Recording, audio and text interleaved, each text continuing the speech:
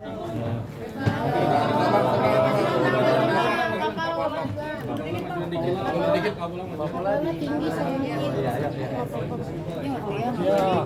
munduran,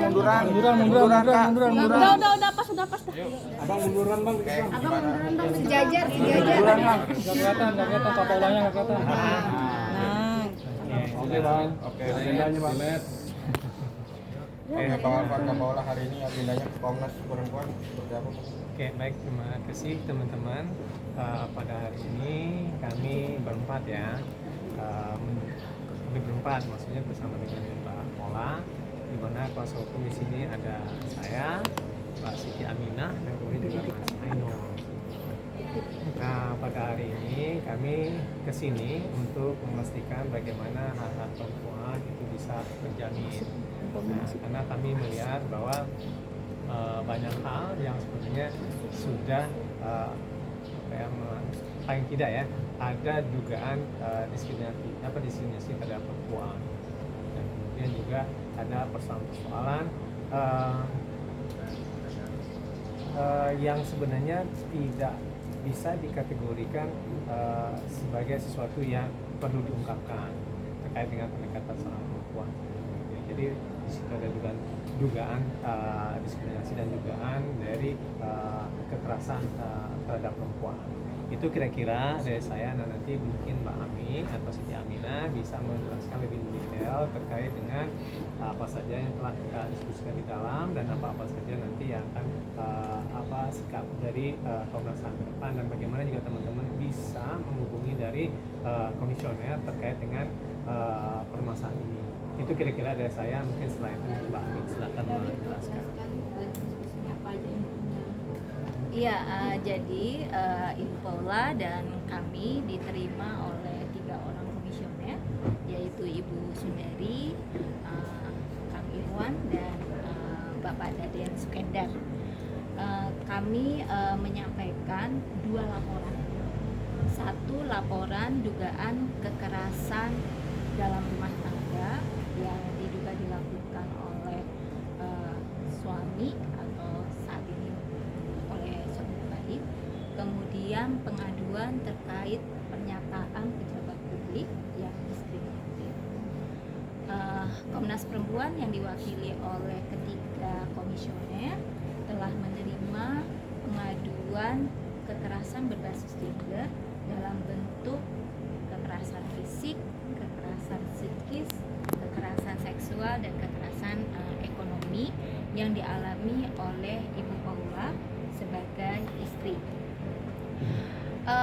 Dalam hal ini kami juga sudah menyampaikan bukti berupa CCTV dan keterangan dari ahli digital forensik yang menilai rekaman CCTV yang memperlihatkan kekerasan fisik yang dialami oleh Ibu Paula. Kemudian juga kami menyampaikan bahwa untuk bentuk kekerasan ekonomi dalam hasanah hak asasi perempuan itu dapat dikategorikan sebagai bentuk kontrol ekonomi dan eksploitasi ekonomi. Terakhir memang kami menyampaikan pengaduan terkait dengan pernyataan juru bicara dari Pengadilan Agama Jakarta Pusat. Mengapa? Jakarta Selatan. Karena Indonesia sudah meratifikasi Konvensi Penghapusan Segala Bentuk Diskriminasi Terhadap Perempuan. Nah, di dalam salah satu mandatnya itu negara, termasuk pejabat negara, diminta untuk menahan diri dan tidak melakukan tindakan diskriminasi melalui pernyataan-pernyataan yang sifatnya stereotip gender. Kami menyampaikan juga bahwa sebagai juru bicara Bapak Suryana ya, itu sudah tidak sesuai dengan prinsip karakter dari juru bicara yang harus objektif dan jujur. Objektif di sini adalah pertama tidak memasukkan opini personal. Objektif itu adalah menyampaikan apa yang ada. Tapi di dalam pernyataan itu yang disampaikan, khususnya misalnya pernyataan terbukti adanya pihak ketiga yang di dalam putusan pengadilan itu tidak ada kata-kata itu berarti kan itu opini personal. Padahal juru bicara itu harus objektif dan tidak memasukkan opini personal dia sebagai laki-laki atau sebagai orang lain. Mungkin selain konteks yang tidak objektif, karena yang mendampingi selama persidangan perceraian itu Kang Ainul, mungkin Kang Ainul bisa tambahkan apa saja yang tidak patut dilakukan oleh pejabat publik di dalam kasus ini. Baik, terima kasih. Saya menambahkan tadi yang sudah disampaikan bahwasannya seharusnya yang tidak ada dalam putusan itu tidak disebutkan, sehingga itu menjadi bias kemana-mana, sehingga melanggar terhadap hak atas dari si yang berperkara tersebut. Dalam hal ini adalah Mbak Paula. Salah satu contoh juga terkait dengan fakta persidangan. Kenapa? Kalau memang seperti itu, seharusnya kan hal yang disampaikan itu harus berimbang. Salah satu contoh dalam bukti KDRT, yaitu kita sudah menyampaikan terkait CCTV. Seharusnya hal seperti itu juga disampaikan, kan gitu. Tapi itu tidak. Nah, hal-hal seperti ini yang menjadi bias oleh dari juru bicara Pengadilan Agama Jakarta Selatan tersebut. Mungkin itu tambahan. Termasuk ini ya, di dalam persidangan itu ada pengakuan dari saudara Baim bahwa dia mencium perempuan lain di dalam perkawinan. Dalam konteks hukum perdata, pengakuan itu adalah pembuktian yang sempurna.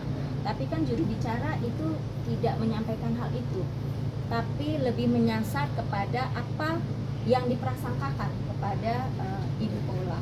Jadi dalam konteks itulah kami meminta Komnas Perempuan untuk memberikan rekomendasi agar sebagai pejabat publik atas nama negara ia adil dan tidak melakukan diskriminasi terhadap perempuan.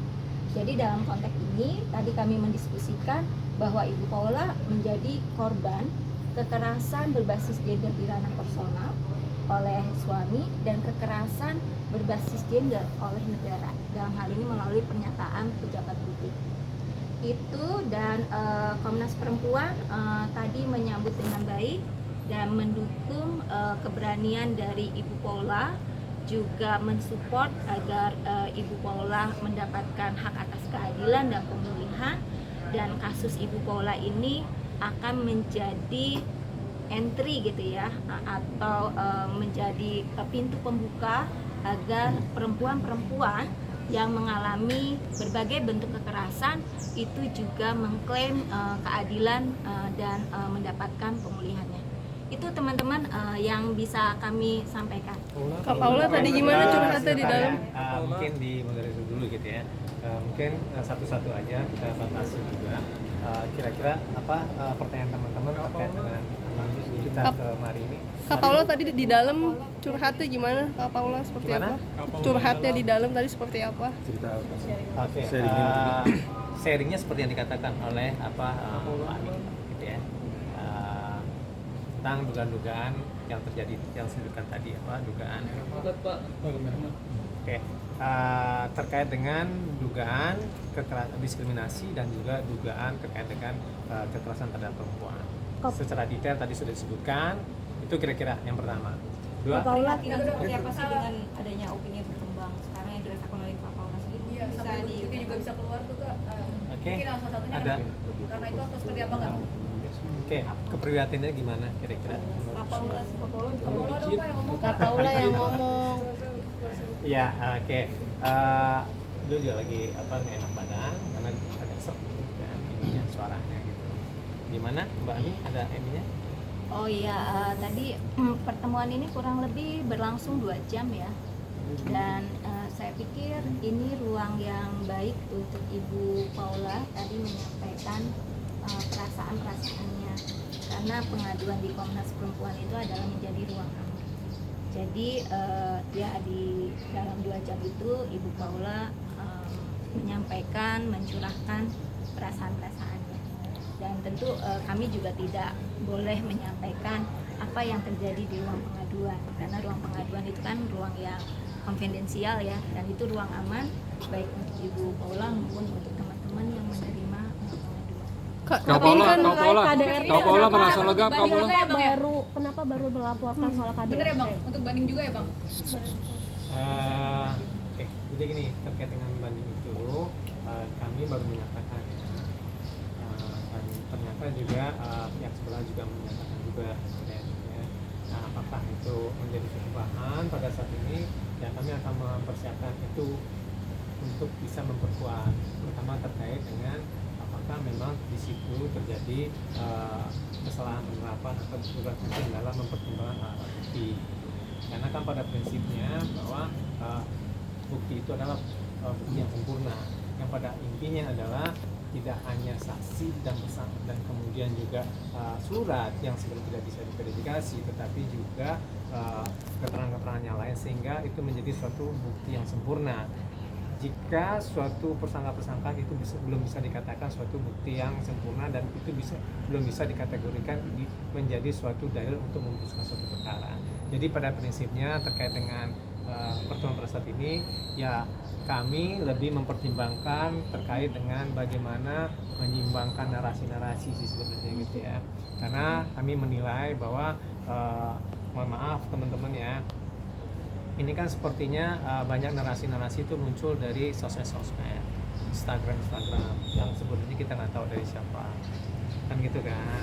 Nah, di situ yang dikonfirmasi atau media-media yang lain itu mengkonfirmasi, yang menurut kami itu sebenarnya tidak tepat itu dikonfirmasikan, karena yang begini-begini kan sebenarnya sesuatu hal yang belum pasti, yang sebenarnya harus ada fakta dulu, itu bisa dikonfirmasi kepada yang bersangkutan, apakah itu kepada Mbak Paula atau kepada kami sebagai kuasa hukum.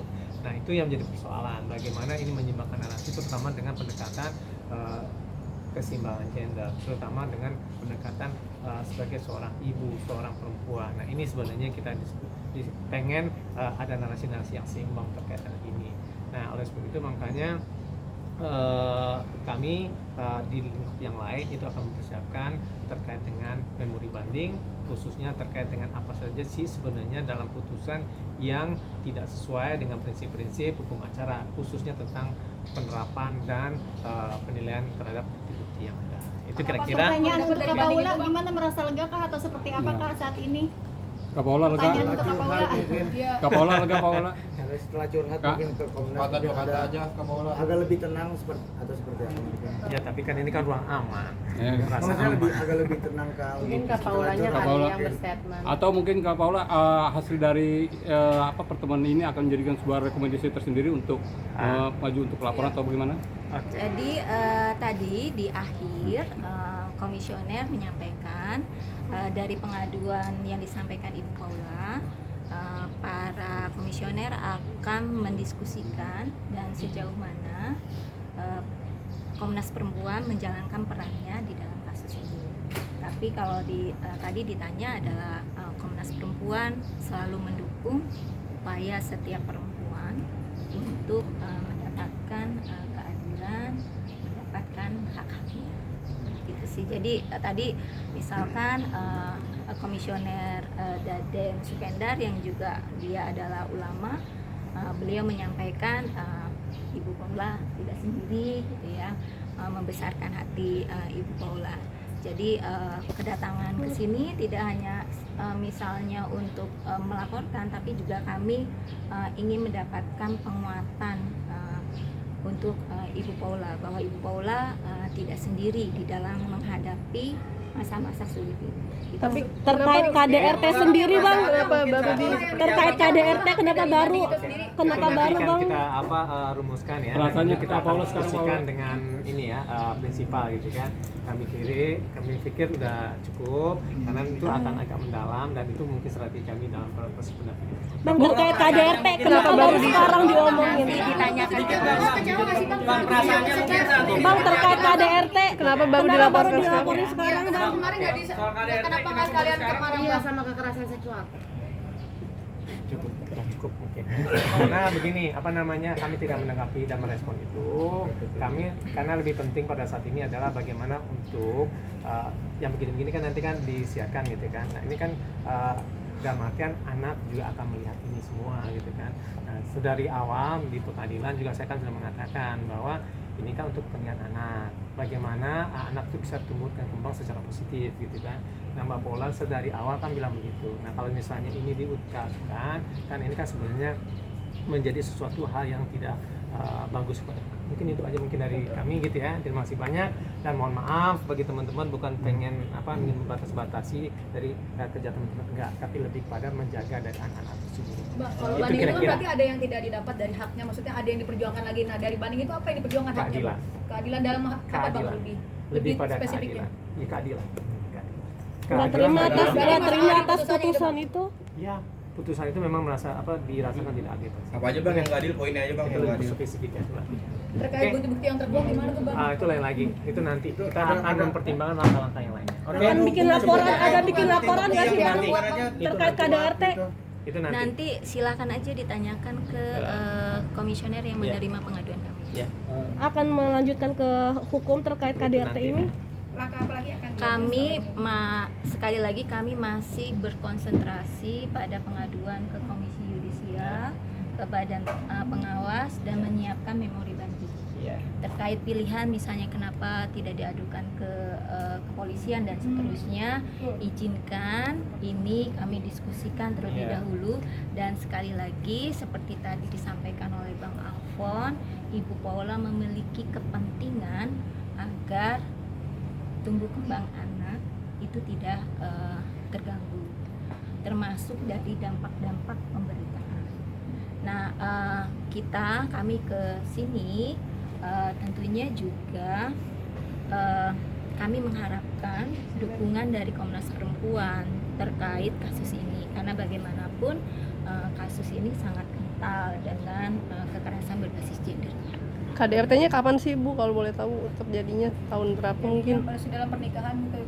Iya, KDRT masih dalam pernikahan. Iya, maksudnya itu terjadi periode Kan, apa? cukup ya. Mungkin nanti bisa ditanyain kepada bisa berhubungan dengan komisioner Komnas untuk bisa gimana tadi diinfo. Oh ya, ya teman-teman silakan saja berkomunikasi dengan bagian media di Komnas Perempuan. Nanti untuk ininya akan didistribusikan ke komisioner atau yang menerima pengaduan tadi. Oke, teman-teman. Thank you ya.